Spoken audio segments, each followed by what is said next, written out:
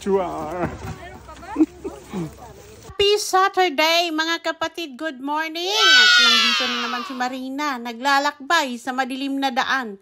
Ito ngayon guys, araw ng Sabado, dapat tayo ay nasa higaan pa. Pero ito ngayon, anong ginagawa? Naglalakbay sa kadiliman, o diba?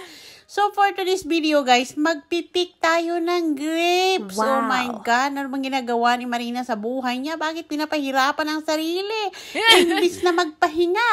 At nakikita nyo guys, ang dilim-dilim pa ng daan. At alam nyo bang nagkaligaw-ligaw ako?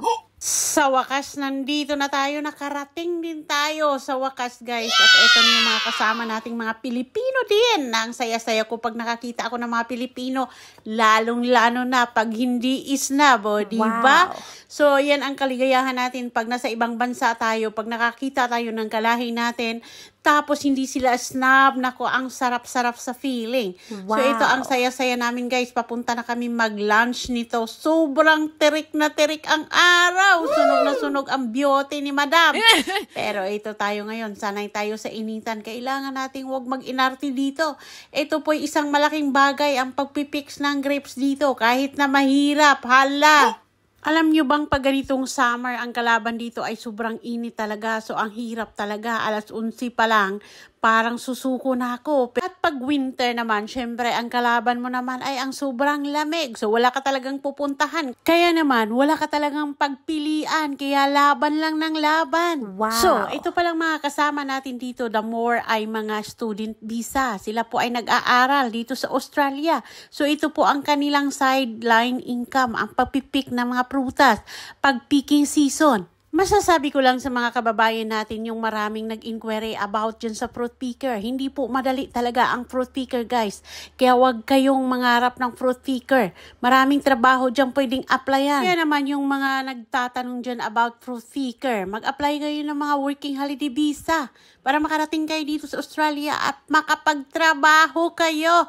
Kung ano mang trabaho ang nanaisin nyo, mga factory production worker. At kung first time kang pupunta ng Australia, huwag kang mag-alala. Dahil ang Pinay Holiday Ventures ay open na. First ay open na sa wakas. At ngayon, meron na tayong accommodation na pwede ninyong tuluyan pag nandito kayo sa Australia. At nag-o-offer tayo ng mga services natin. Siyempre, i-guide namin kayo para makakuha kayo ng trabaho at maka-apply ng trabaho. At siyempre, pipick upin namin kayo sa airport para hindi kayo maliligaw kung saan kayo makarating. O yun yung serbisyo na ino-offer natin. So ano pang inaantay mo? Mag-apply ka na ng working holiday visa or student visa. Huwag kang mag-alala dahil i-guide ka namin kung ano mga pasikot-sikot dito sa lugar ng Australia. Wow. At ito nga pala yung grapes na napipick namin guys. Kung makikita ninyo, kakaiba yung grapes na ito. Hindi nyo makikita sa market ito dahil ang mga grapes na ito ay pang wine. So, ginagawang wine ito. So, hindi nyo makikita sa market ito. So, finally, we are done. So, pauwi na kami guys alas 2:30 ng hapon, natapos din sa wakas at makakauwi na kami ng buhay. Sobrang init at mabuti na kayanan ng powers ng lola nyo. At babalik pa kami sa susunod na Sabado para tatapusin namin ang naumpisahan. Hindi pa natapos i-pick guys ang ating mga grapes na nandito. So babalik tayo sa sunod na Sabado. At sa aking pag-uwi ay binalikan ko ang daan kung saan ako nagkaligaw-ligaw. So ito pala yun guys. Kabundukan talaga ang tinatahak ng lola nyo at makikita ninyo ang lasang talaga. Forest talaga. Anay ko hindo guys kasi nagki-curious ako sa lugar dito. Ngayon ko lang napuntahan ito eh. Yung kalasangan na ito. Pero may mga bahay ako nakita sa ibaba. Oh. Ayun. May mga bahay ako nakita sa ibaba. Ano kaya ang mga pananim dito? Wow! Ang dami ditong mga wild raspberry guys. Nakita nyo? Mga wild raspberry. So ang dami-dami dito. At umagaw sa aking paningin kung ano ba itong nagaganap dito. Bakit may ganito? Yung parang mga shade na ang lawak-lawak. At makikita ninyo sa ilalim, puro mga Fuji apple. Ang lalaki, ang sasarap. Wow. OMG. Diba, napakalaking plantation ng apple ito dito. Oh, at hitik na hitik sa bunga.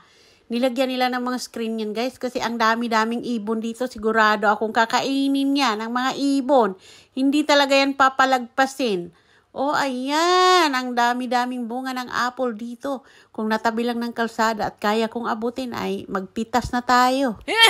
So, pagkatapos ng kalasangan, nandito na naman tayo sa mukhang disyerto na walang tanim or wala naman lang kahit isang damong nakikita ko dito.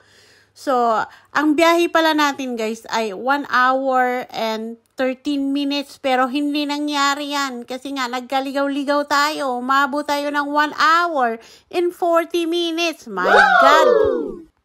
At makikita ninyo guys yung dinadaanan natin, wala talagang kabahayan. Yun ang binabaktas natin pag madaling araw. So, na-imagine nyo kung gaano kabundok yung kinalalagyan natin ngayon? Masasabi ko lang, Australia pa more. Kung nagbibiyahe ka sa ganitong lugar guys, kailangan mo talaga ng konting ingat. Dahil pag nababangga ka dito, ay wala talagang makakabalita sa'yo. Dahil nga, walang mga kabahayan at bihira yung mga sasakyan na dumadaan. O, dito nagtatapos ang ating video for today. At tayo'y pauwi na at sobrang pagod na pagod ang lola nyo. Rabush! Thank you very much for watching. Follow for more.